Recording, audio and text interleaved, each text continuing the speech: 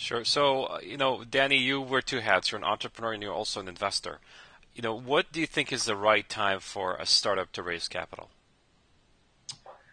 It's a great question, and one that I've given a lot of thought to and continue to give a lot of thought to. And I think, look, if you can seed the business yourself as an entrepreneur, obviously I believe you're far better off doing that. And now it depends what seed means. It depends what you want to get to seed. But let's just stick with that for a second. So if you can seed a business yourself, you're far better off. Why? Because at the concept stage, at the greenfield stage, at the idea stage, there's so much risk. There's so many unknowns that it's probably going to be quite dilutive for not a lot of money. So now let's move beyond that. And I think there are probably 3 or 4 stages in a business's cycle that one could look to fund the development of this company. And they are, and again, they're in no order. I mean, the ideal would be to have all of them. I'll describe to you at the end, an ideal investment and say this has all of them. If you have a prototype, obviously you somewhat de-risked it from a product standpoint.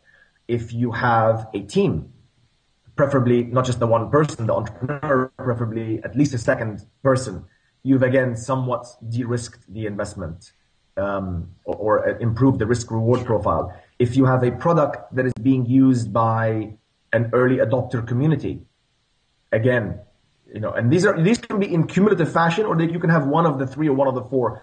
And the ideal, obviously, is you have revenues.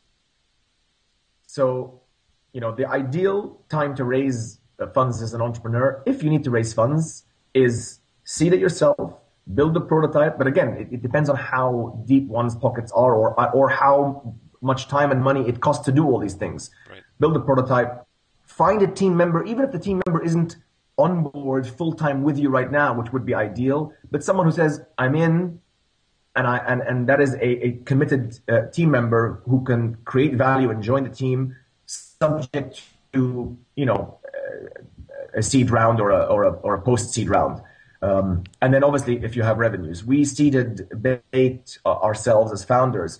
And when we went to raise money from VCs, we had already built offices. The product was up and running. You could build a CV and, apply for a job and get hired. We had revenues. They weren't very large, but, we had most of these things already de-risked. It then becomes, is there market uptake and can these people execute the business, I guess?